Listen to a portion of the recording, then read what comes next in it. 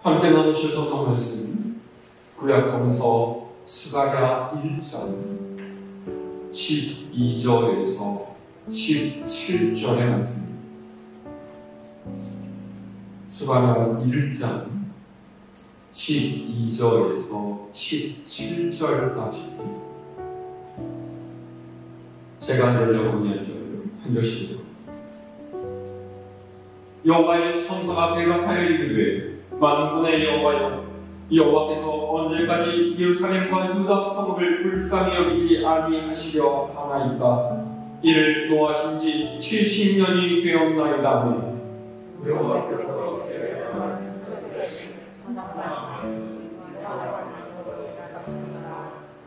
내게 말하는 천사가 내게 이르되 너는 외쳐 이르기를 만군의 여호와의 말씀에 내가 예루살렘을 위하여 시온을 위하여 크게 질투하며 아니면 너를 받는 집이 진노하니 나는 또 노아할 것을 그들의 힘을 내어. 그러므로 여호와가 이처럼 말하노라. 내가 불쌍히 여김으로 예루살렘에 돌아왔은즉 내 집이 그 가운데 건축되리니 예루살렘 위에 먹줄이 서지리라. 만군의 여호와의 말이니라.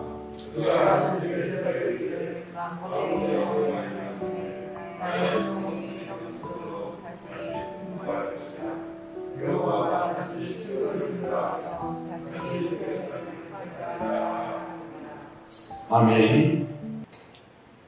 할렐루야. 날씨가 되게 춥죠? 사실 그렇게 추운 건 아니에요. 지금 영하 5도도 안 됐거든요. 아까 보니까 영하 1도, 2도 그렇더라고요. 우리 어릴 때는 막 영하 20도 막 그랬잖아요. 근데 요즘에 날씨가 더워지니까 영하 1도, 2도만 돼도 춥다고 느껴지는 거지. 사실은 뭐 그렇게 엄청 추운 날씨는 아닙니다. 그래도 감기 걸리지 않도록 여러분 조심하시고 건강에 유의하시기를 바랍니다. 다시라는 제목으로 말씀 전하려고 합니다. 사람이 무엇을 하든지 그것을 잘하고 또 지속적으로 계속해 가기 위해서는 마음으로부터 열정이 솟아나와야만 하지요. 그 일을 좋아해야만 하고 또 그 일을 하면서 의미를 발견하고 그것으로 인한 기쁨과 감사를 느껴야만 자신이 하는 일에 보람을 느낄 수가 있습니다. 어떤 이들은 직업을 선택하고 또 어떤 일을 할 때에 목구멍이 포도청이다 라는 표현을 써요.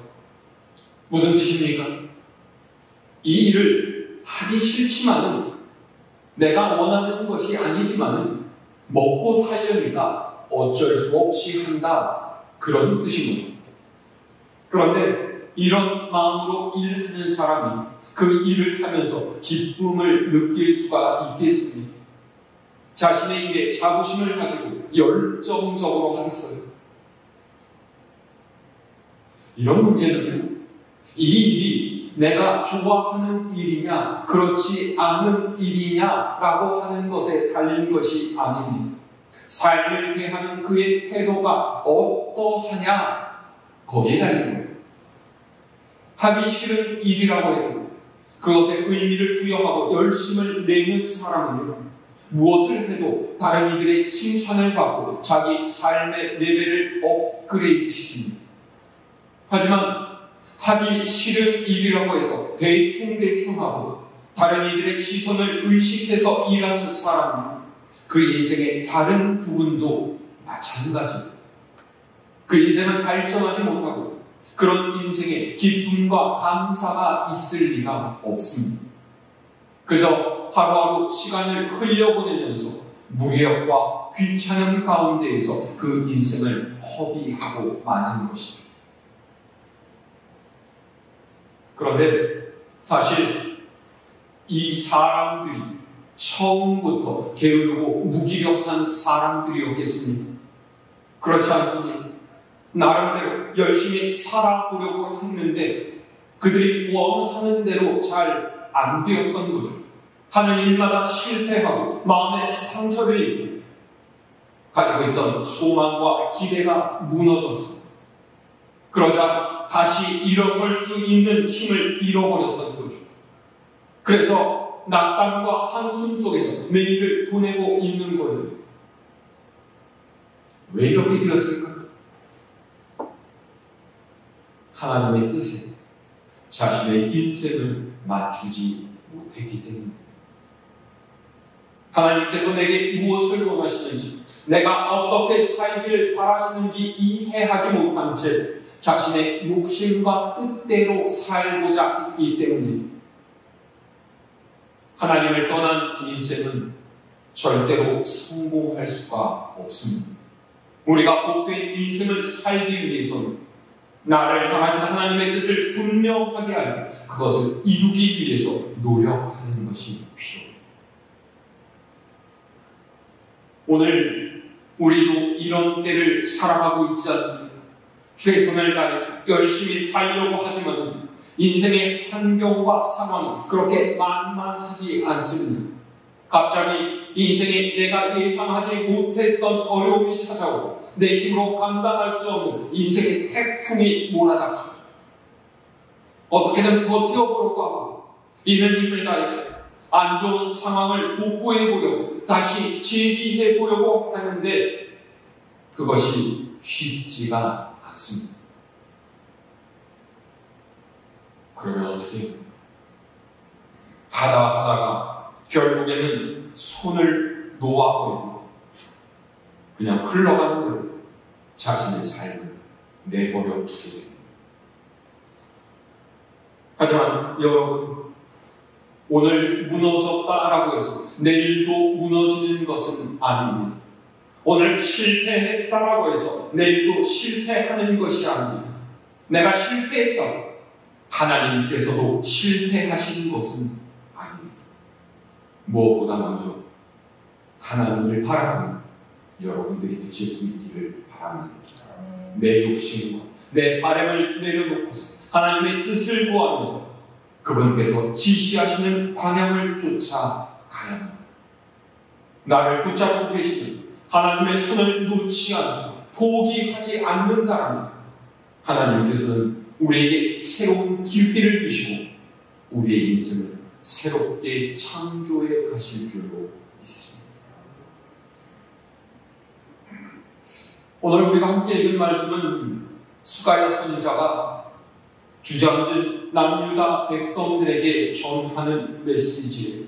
일단 스가랴 선지자가 말씀을 전할 이 당시의 상황을 살펴볼 필요가 있습니다.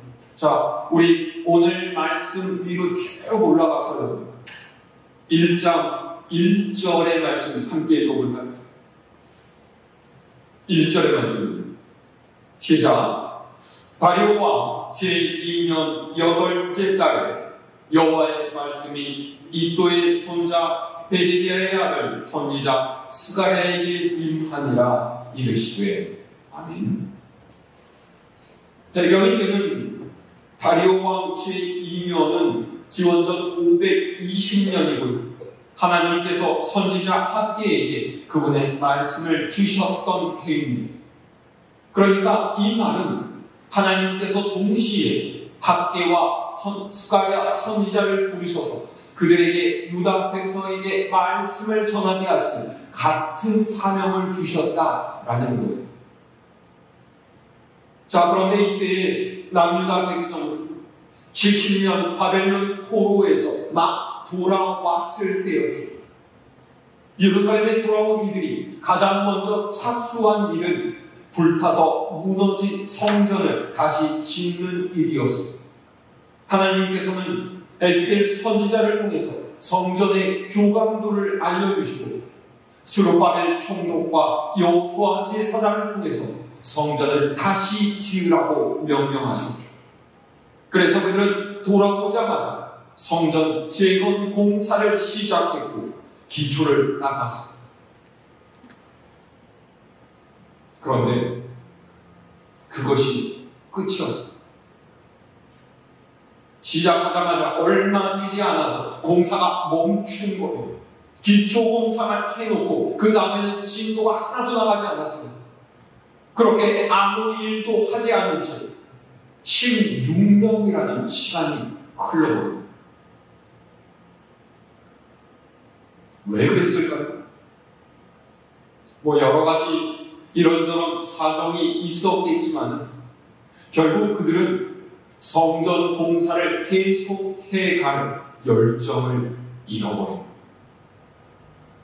일단 삶의 어려운 상황 속에서 장애물들을 만나니까 주저앉아 버리는 것이죠. 그래서 그들은 공사를 중단하고 자기들의 삶을 이어가는 일에만 힘썼습니다. 성전을 짓는 일보다 자신의 집을 짓는 일에 더 힘을 쏟았고 자신의 생업에 몰두하면서 하나님의 일하는 것을 꺼렸습니다. 보십시오. 그들이 하나님의 은혜로 바벨론에서의 70년 포로 생활을 끝내고 예루살렘에 돌아올 수 있었다라고 고백한다라면 하나님을 섬기는 일에 힘을 내어야 하지 않겠습니까?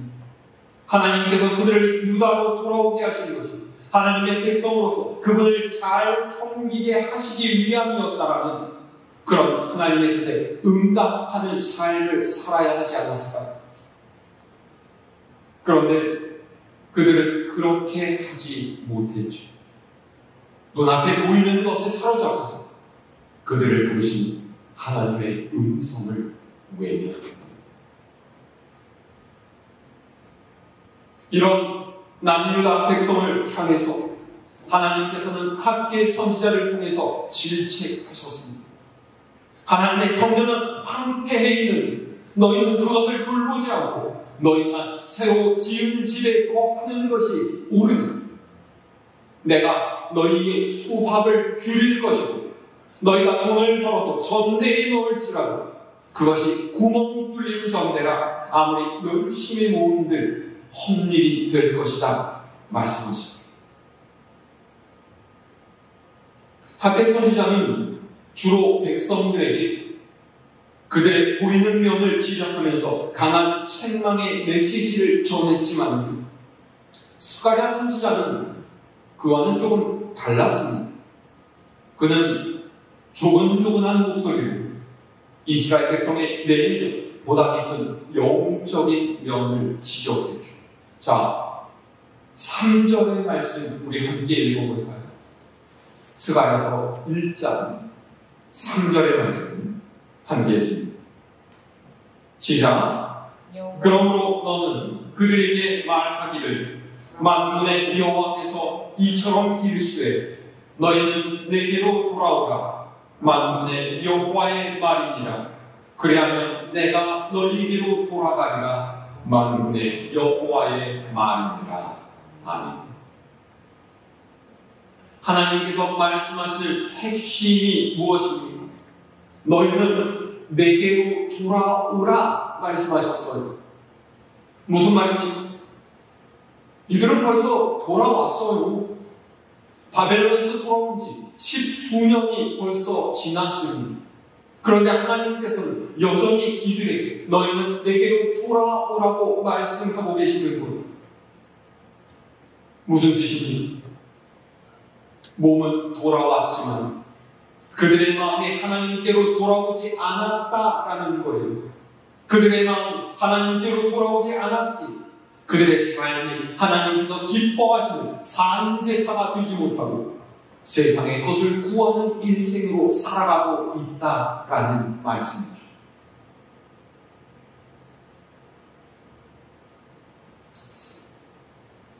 바벨론에서 돌아온 유다 백성들의 입장을 생각해 보세요. 그들은 바벨론에 끌려가서 그곳에서 70년을 살았습니다. 70년.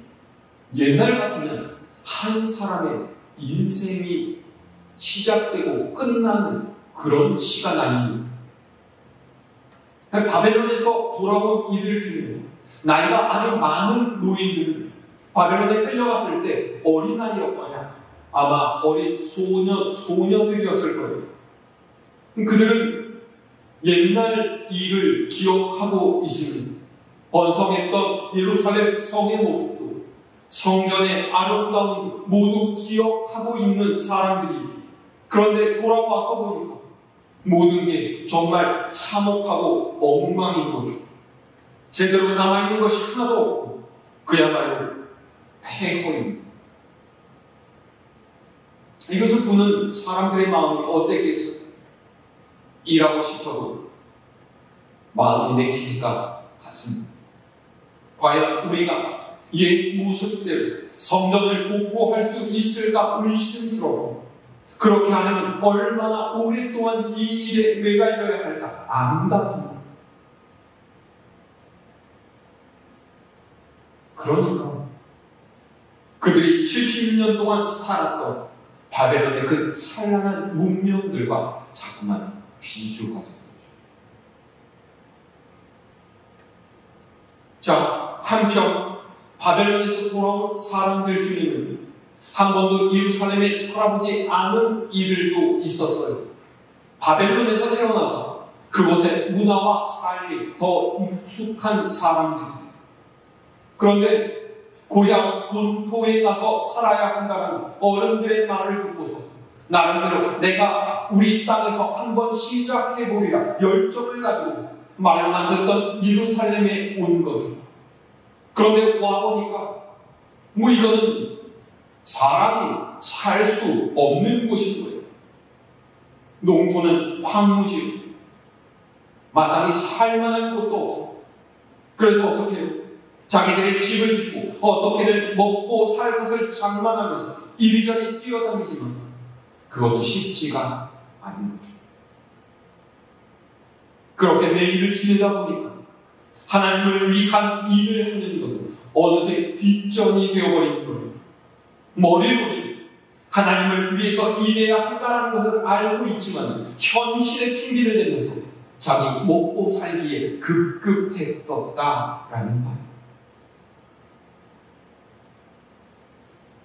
그러니까 이렇게 몸은 돌아왔지만은 마음이 돌아오지 않은 유다 백성들에게 하나님께서 말씀하신 것은 너희는 내게로 돌아와.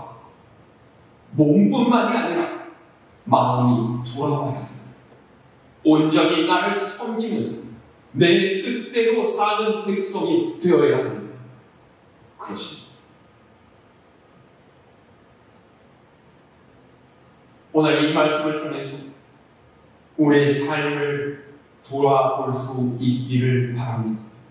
오늘 사는 우리가 남유다 백성과 다를 바 없는지를 살필 수 있어야 합니다.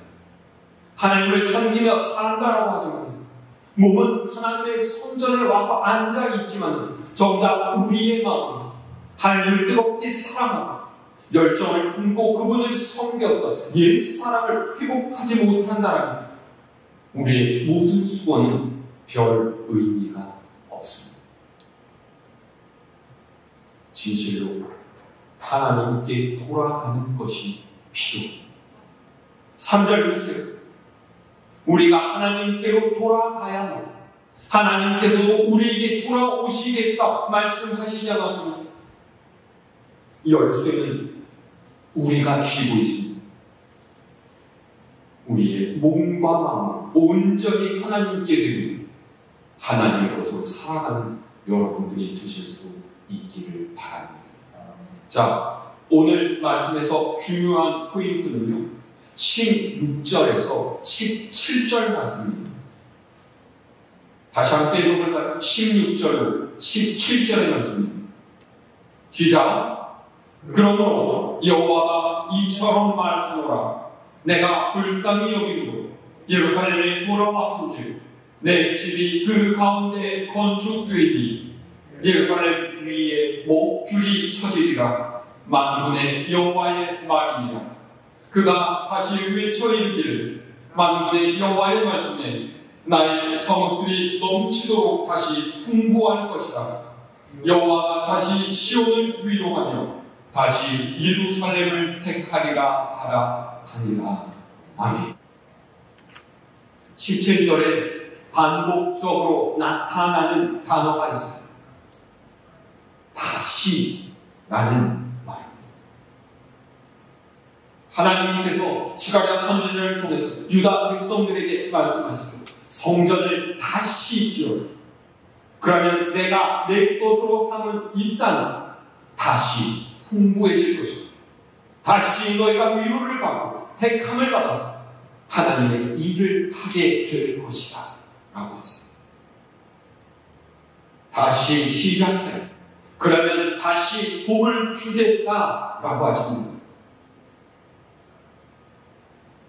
예기치 않은 고난과 반복되는 실패 속에서 우리가 위로를 받고 소망을 품을 수 있는 이 말이 다시라는 단어 아니겠습니까?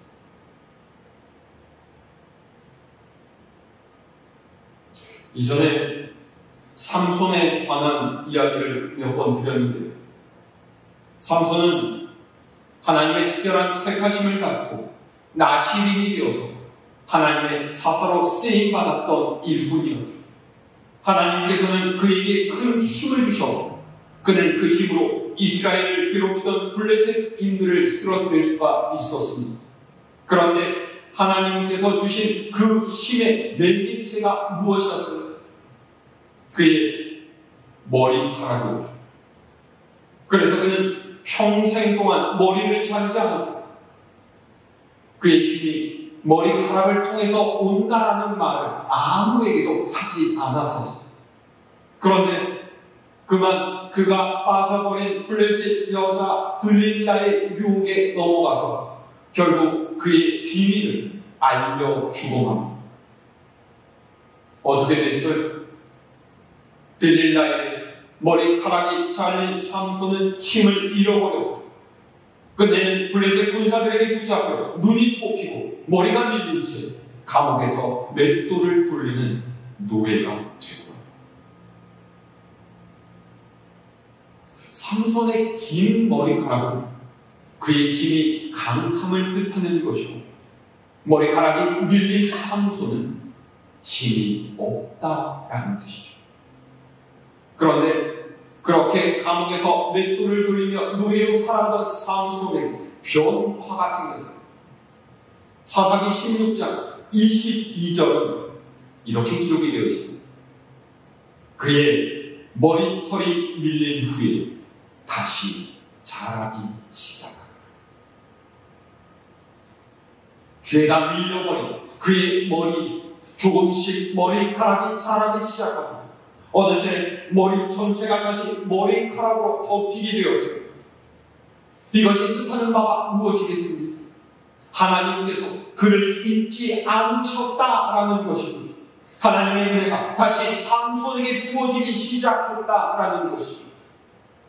하나님의 힘이 삼손에게 다시 돌아왔다. 힘을 되찾은 삼손은 다곤 신전을 무너뜨려서 블레셋 사람들을 죽이고 그의 파란만장한 인생을 끝냈습니다. 물론 안타까운 결말이지만 이 삼손의 모습을 보면서 우리에게 위안이 되는 것이 있지 않습니까? 하나님께서는 주저앉은 우리에게 다시 용기를 주신다라는 거예요. 우리가 끝이 났다라고 생각할 때 다시 일어설 수 있는 힘을 주신다라고 합니다. 깎였던 삼손의 머리털이 자라듯이 하나님께서는 우리로 하여금 다시 하나님의 역사에 참여할 수 있는 능력을 주십니다. 그러기 위해서 하나님께로 돌아가야 합니다. 다시 하나님께 소망을 두고 그분의 역사를 의뢰해야 합니다.